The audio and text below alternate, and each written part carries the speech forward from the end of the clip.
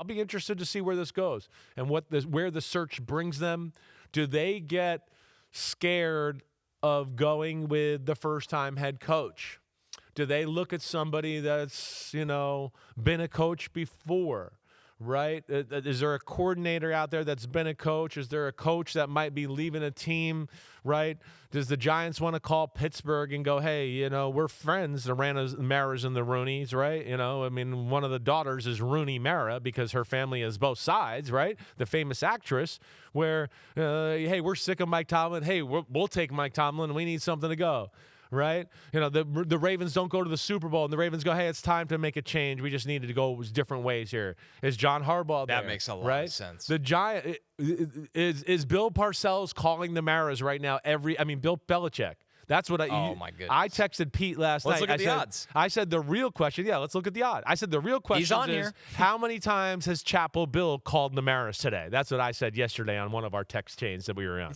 He's on the list. He's just not on. He didn't make this. He's screen. way down. He's plus 1,600. It's they can't entertain that, right? I would hope not. There's a great relationship between the Giants and Bill Belichick. Because there are people listening. They talked about did Bill to hire this one. Right. Remember there was the Brian Flores or Brian scandal. Daboll whole thing, yes, right? yes. Joe Judge was hired because of Bill Belichick, right? Belichick has stated to people really going into the last 2 or 3 years of his New England years, he was stating to people behind the scenes a little bit like, I would love to go back and work with New York and the Giants. You've seen America's Game or the thing he did with Parcells. He cries in the hallway. When he's in the hallway. He loves the Giants. It's like sacred ground to him. He loves the New York Giants. And, of course, I think it would be a way for him to stick it to New England and Bob Kraft and everybody, too. So there's all of that there. Yes, it's all there for him. I don't think that'll happen. I think a lot's going to dictate just seeing where these teams go that are in the playoff race and how good some of these offenses and defenses go, and then we'll get maybe a clearer picture of who the really hot candidates are. Yeah, back to your coordinator point, too. I wonder if they're bold enough to hire a defensive head coach. I know, right. Because this coaching cycle, and a new name could pop on at any time. If Stefanski gets fired, if Harbaugh gets fired. But as it stands right now, a lot of the up-and-comers like Jesse Minter from the Chargers. Exactly right. That's exciting guy. Right. But he's like a Daboll defensive was guy. Too. Right. You're right. So I know. Are they bold enough? And it always depends who they're pitching as their offensive coordinator, and on it goes. One thing with Belichick, Chris, that I'm skeptical of, besides all of the other stuff, I don't know if he can put together the right staff anymore in this era. His offensive coordinator is not leaving New England, nor should he. And why would he be able to get Matt Patricia back? No, who's killing it right now for the best team in college exactly. football. I think there was people didn't go with him to North Carolina because they were like, I'm done going with Bill. Exactly. It's over, right? They're done with some of his antics, and they're done with some of his decisions. They weren't going to be a part of it. They didn't believe in it. So, yes, I don't disagree with what you're saying there. I don't. There's always coaches out there. But, yeah, is there the coaches that he wants, that he knows he can fit? And, yeah, did the game pass him by? I think that's a fair question. Listen, when you put Joe Judge and Matt Patricia as your offensive coordinator, it's fair to question, are you logically still thinking the right things when it comes to coaching an NFL football team? Yeah. I don't think that's a crazy thought. Look at Mac Jones now. Right. I mean, exactly right. They almost broke Mac Jones. They almost credit exactly to him. right. He's a completely capable NFL quarterback right now. 100%. So yeah, it is. But you're right. A lot of the names are coordinators who would be first timers, and do they want to do that? Other than when you get into like Steve Spagnuolo, right? Where you go, okay, he's done it. Would he be a guy that come back up here?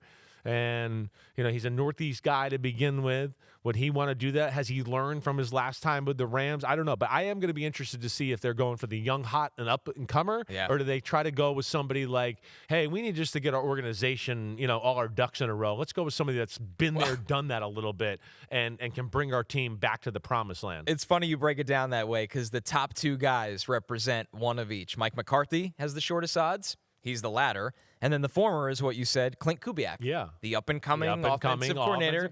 He's plus 800 with the second shortest odds. So that tells us that nobody knows right now. And it's going to be a long search. And we're assuming Joe Shane is going to be at the front of it. Of course, ownership is going to be at the front of it. And there's a lot of football left to be played for these guys to get more hype and more on their resume, and we'll ultimately see where it goes. K. Gemma weighs in. Can you imagine Bill Belichick with Dart? The first celly Bill sees, he'll want to bench him.